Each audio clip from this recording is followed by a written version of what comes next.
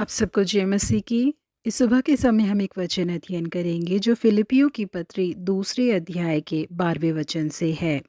डरते और कांपते हुए अपने अपने उद्धार का कार्य पूरा करते जाओ। उद्धार हमारी क्रियाओं के द्वारा हमने प्राप्त नहीं किया है, बल्कि परमेश्वर के अनुग्रह के द्वारा हमें मिला वरदान है। परंतु प्रेरित पौलुस इस वचन में जिस उद्धार का वर्ण करते हैं वो हम पर निर्भर होता है। अपने अपने उद्धार का कार्य पूरा करते जाओ, इस शब्द को अंग्रेजी भाषा में वर्कआउट योर सैल्वेशन करके लिखा गया है। पहली शताब्दी में इसका यूनानी भाषा में अनुवाद करने वाले व्यक्ति ने लिखा है, वो उद्धार का कार्य पूरा करते जाओ। इस शब्द की तुलना एक चांदी के सुरंग से शुद्ध चांदी को गंदगी से अलग करने के समान वर्ण करते हैं। इसका अर्थ है कि एक खजाना जो पहले से कहीं छुपा हुआ है, प्रयास करके उसे उस जगह से बाहर निकालना। जी हाँ प्रिय परमेश्वर के लोगों, ऐसे बेशुमार खजाने जो परमेश्वर ने हमें दिए हैं वो हमारे अंदर छुपे हुए हैं। हम उसका इस्तेमाल किए बिना उसे ऐसे ही न छोड़ दें। उसका इस्तेमाल करने के लिए हमें डरते हुए और कांपते हुए और अधिक प्रयास करना चाहिए। परमेश्वर ने हमारे अंदर जो आत्मिक चाहतों को दिया है, हमें उसे क्रिया में बदलना चाहिए, ताकि मसीह के आगमन के समय हमारे अंदर ये खुशी हो कि मैं बेकार में नहीं दौड़ा या मेरी सारी ही कोशिशें बेकार नहीं गई। इसीलिए हमें लगातार दौड़ना है। इस तरह से एक सुरंग के अंदर शुद्ध चांदी गंदगी के साथ मिली होती है, बिल्कुल वैसे ही परमेश्वर ने हमारे अंदर जिन प्रतिभाओं को, आत्मिक वरदानों को और आत्मिक फलों को दिया है वो हमारे अंदर ही न रह जाए, इस तरीके से हमें उन्हें प्रज्वलित करना चाहिए। परमेश्वर ने हमें जो प्रतिभाएं दी हैं हमें उसका इस्तेमाल करना चाहिए। दूसरे लोग उसके द्वारा आशीषित होने चाहिए, तभी परमेश्वर के नाम की महिमा होगी। प्रेरित पौलुस ने जब यीशु मसीह का दर्शन किया था वो अपने उस अनुभव के साथ ही नहीं रुक गए थे। परमेश्वर ने उन्हें जिस बुलाहट को पूरा करने के लिए बुलाया था उसे पूरा करने की उन्होंने भरपूर कोशिश की। प्रार्थना में इंतजार करके पवित्र आत्मा के अभिषेक से वो भरे गए। वो अधिकार के साथ प्रचार करते थे। दुष्ट आत्माओं को भगाने का विश्वास उनके अंदर था। आत्माओं का परखने का ज्ञान उन्हें प्राप्त था। कई बीमारों को उन्होंने चंगा किया और आत्मा में भरकर प्रचार किया। यही कारण था कि कई लोग यीशु मसीह के नजदीक आने पाए। परमेश्वर ने पौलुस को जिस कार्य को करने के लिए बुलाया था उसके पूरे होने तक वो प्रयास करते ही रहे।